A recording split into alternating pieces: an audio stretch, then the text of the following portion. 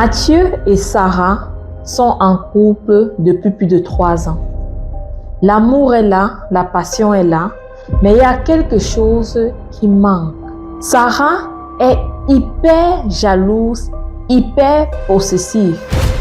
À chaque fois que Mathieu tarde à répondre, elle panique, elle doute, elle questionne, elle étouffe.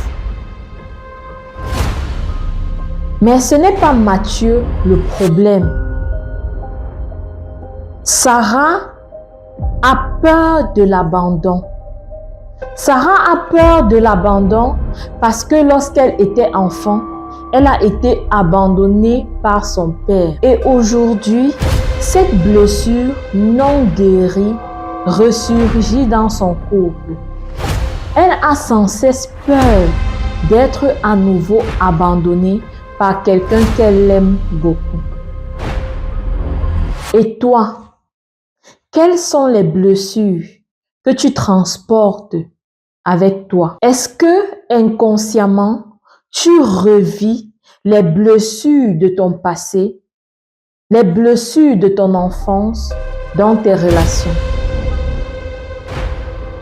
Tu fais certes des efforts, mais les mêmes disputes, les mêmes schémas, les mêmes souffrances reviennent. Et si ton partenaire n'était pas le problème?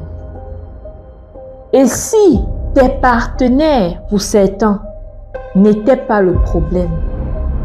Et si la solution n'était pas de changer de partenaire, de passer d'un à l'autre?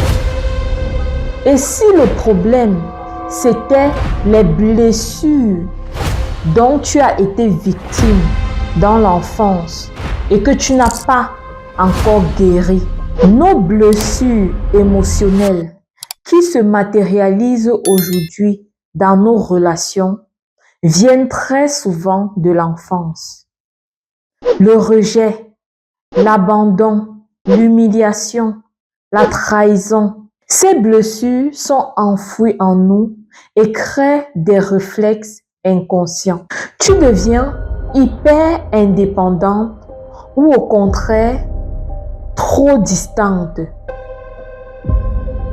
Tu fuis les conflits ou alors à la moindre dispute, à la moindre incompréhension, tu cries, tu agresses. Peu importe les signes d'amour, les gestes posés, tu restes insatisfait. Le vide en toi ne fait que se creuser. Tu t'effaces, tu utilises un masque pour plaire. Ou au contraire, tu deviens très exigeante. Et le plus fou avec ça, c'est que très souvent, on attire vers nous des personnes qui vont justement appuyer sur les blessures que nous avons. Et ce n'est pas mauvais, parce que s'ils appuient sur les blessures que nous avons, c'est justement pour que nous en prenions conscience et que nous puissions guérir de ces blessures-là. Et tant que tu ne guéris pas, tu sabotes ton bonheur, tu sabotes ton épanouissement, tu sabotes ta relation. Tu as beau aimer sincèrement, mais l'amour seul ne suffit pas. Tu as besoin de travailler sur toi. Tu as besoin d'affronter ces blessures-là et de travailler sur toi pour t'en libérer définitivement. Parce que ce n'est qu'ainsi que tu peux t'offrir une vraie chance d'être heureuse, d'être épanouie, d'être pleinement toi et d'apprécier ce que tu as à sa juste valeur. Que tu sois en couple aujourd'hui ou célibataire, prends conscience des blessures que tu as.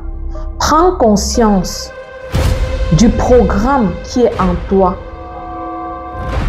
et entame le processus de guérison. Prends la décision de travailler sur toi. Ne repousse pas ce travail-là.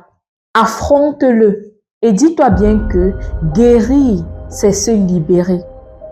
C'est s'offrir à soi-même et à l'autre une meilleure version de soi-même. Une version plus saine, plus épanouie, plus équilibré, plus aligné de soi-même. Donc les amis, c'est le message que je voulais partager avec vous dans cette vidéo. Sache bien une chose, ton passé ne te définit pas. Mais tant que tu continues de l'ignorer, il continue de te diriger. Si tu as aimé cette vidéo, donne-moi un pouce en l'air et dis-moi en commentaire ce que tu en as pensé. Je suis bien consciente que ce n'est pas chose facile que de travailler sur ces blessures.